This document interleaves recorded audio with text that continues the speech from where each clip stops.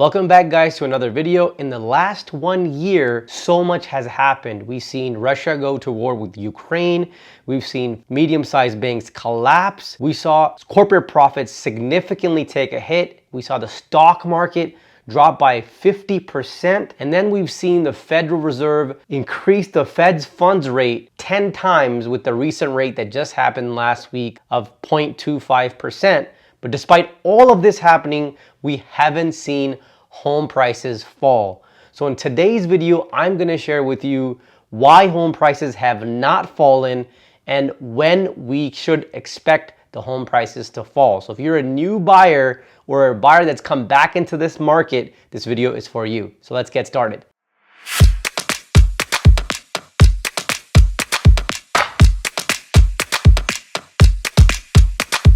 Before we jump right in and answer these questions, let's first look at some local data to see where the housing market is right now. So today, I'm going to share with you a detached single-family market report for the month of April 2023 for the city of Fremont, which is located in the East Bay area of the Greater Bay Area of San Francisco. Now, this data that I'm going to share with you may or may not translate directly to your market, but the trends I'm about to share with you are translating to most markets out there. So as you can see on this graph, which represents inventory pending sales and sold inventory for the last 1 year from April 2023 to April 2022, as you know, the rates started to go up in the beginning of 2022, and we saw that real estate on data that we could see here really took a hit in the mid months of the year. As you know, real estate is a lagging indicator. It started to go down. But then if you see right now in March and April of this year, you see the graph is trending upwards and we're starting to see a lot more movement compared to what we have been seeing in the last 6 months. So now let's look at the average days on market for the last 6 months. Average days on market is the day home is listed on the market and then the date that it goes into contract. So when somebody puts an offer and the seller accepts that offer, not when the actual deal closes, but when that offer is accepted is the average days on market. So as you can see here, in April, we have an average days on market of only 13 days, which is very low considering the high interest rate market that we're in. And if you can see and go back to November, we were in 26, December 23, January 27, February was 31 days, and then March it started to trend downwards. So this clearly shows you that inventory is moving very quickly right now, and it's also indicating that there just might not be enough inventory to match the demand, and that might be one of the biggest reasons you're seeing homes move very fast and also consumer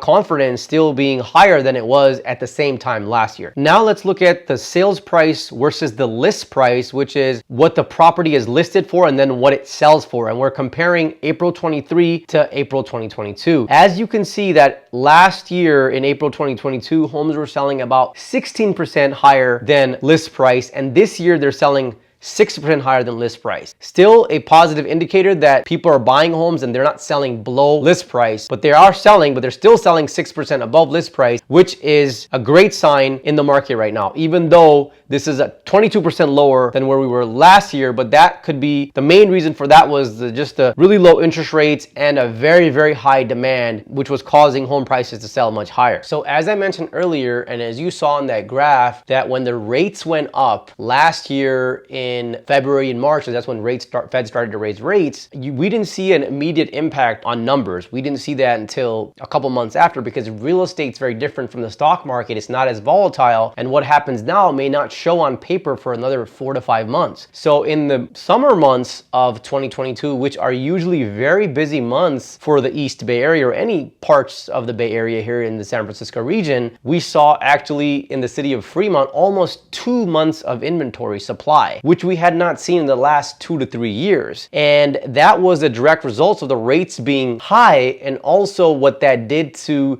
the consumer sentiment, where a lot of buyers were now talking to each other. Sellers still wanted to sell, but a lot of buyers were just kind of holding back. And even though there was some inventory out there, it was just not moving fast enough because buyers were thinking, well, is this market just going to shits? Excuse my language. Are the interest rates going to continue to rise? Or maybe they're going to come back in a couple of months. Maybe prices are are going to come down and we should just hold back. So all this was happening, but there was still consistent healthy demand and just not enough inventory on the market. So what happened? Really nothing. Nothing really happened to the prices, especially here in the Bay Area. Now, mind you, the upper tier homes that were 3 million and above really took a hit, and the luxury homes slowed down. But even the lower end homes, which here in Fremont are 1.5 million, which I'm talking about a 3 to 4 bedroom and 2 to 3 bathroom, right? Those type of homes didn't see a significant, crazy, above asking price offer, but inventory was still moving. So when all this was happening and prices were not coming down, then borrowers started to internalize that,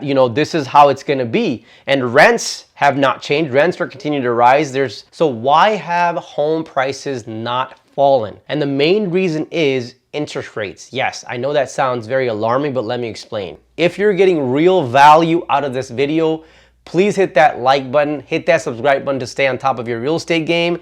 And if you have more questions, leave me a comment below and I'll make sure to reply back to you. Thank you for watching. So the Feds raised the rates. This is their monetary policy that they want to slow down the access to capital in the market, right? So less capital, less people buy. Now in real estate, when the interest rates go up, we're dealing with a large transaction here, lots of money, 500,000, 600,000, 800,000 loan amounts that can really impact borrowers' capacity to borrow and also payment shock. So when that happened, especially in real estate, a lot of sellers are like, well, we have rates locked at 3%, 4%, or even 2.5%, 2%. Now we're gonna get a 7% rate or a 6.5% rate. With that happening, a lot of sellers are just not selling and they're holding back because they don't want their payment to skyrocket, even though they may be in homes that they don't like or in areas they don't want to live in any longer. They're just holding back because it's the best option for them because of these rates being high. And like I mentioned earlier, real estate is still in fashion, right? And there's still buyers out there, they want to buy. We live in this capitalistic world and American dream is to own a home, have kids, have cars, and it's still in fashion. So what I'm trying to get here is consumer goods and home prices are dictated by supply and demand. So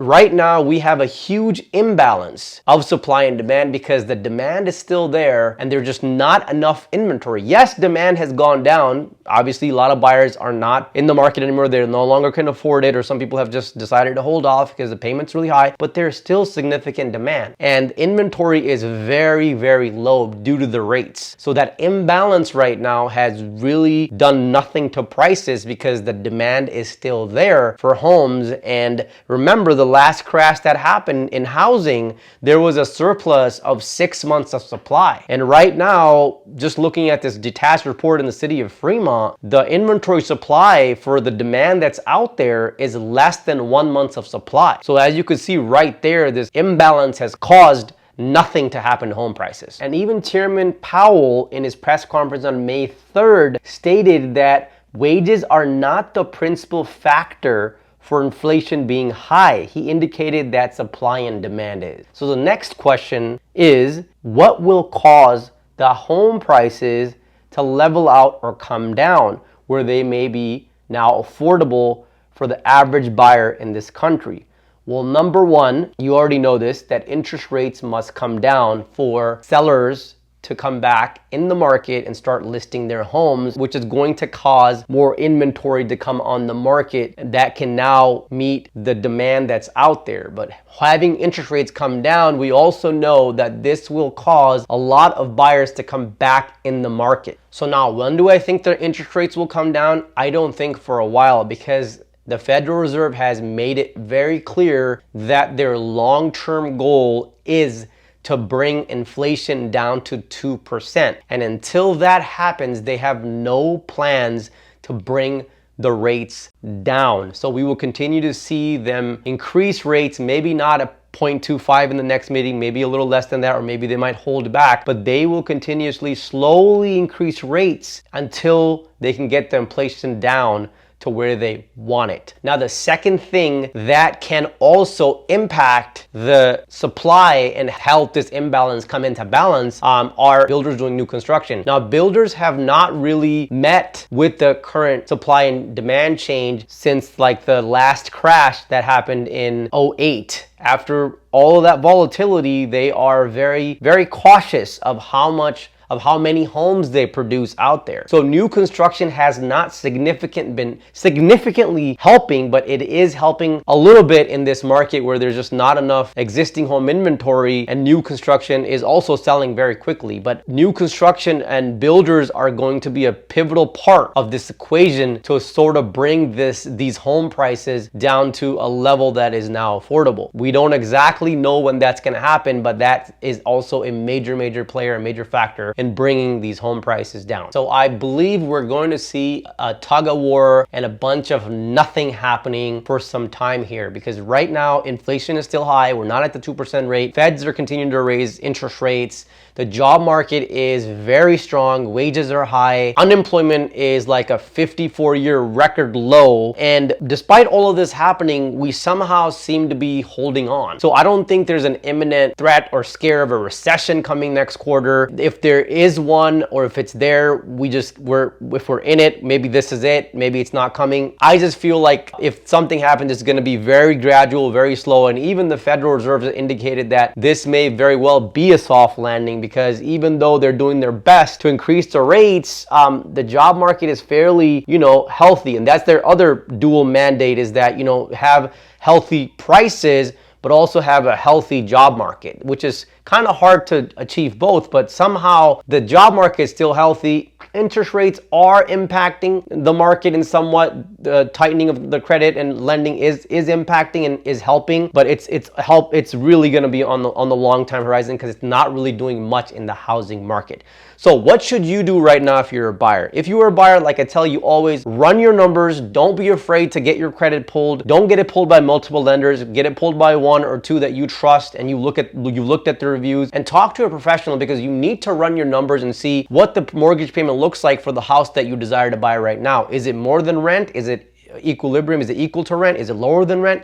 How does it feel on your pocket? Is it really hurting you? And if you feel the numbers work for you, then I would say go for it. Because if you find a home now that works for you, then you always are able to refinance, because consumer law applies. There are no prepayment penalties on most of these loans, so you're able to refinance your home. Now, by any means, I'm not trying to create an urgency here. If the numbers don't work for you and it's harsh on your pocket, then don't buy now. Simple as that. But like I have said in my other videos, timing the market is a loser's game. Anything can happen. Even after looking at all this data, we really don't know what's gonna happen. But what you do have control over is running your numbers and knowing where you are in this time right now. Well, that's all I have for today, folks. I hope this video was insightful to you. Until next time, this is Karan Singh. If you're a new buyer just entering the market and you would like to know more about the loan programs that are available out there for you, click this video to find out. Thank you for watching.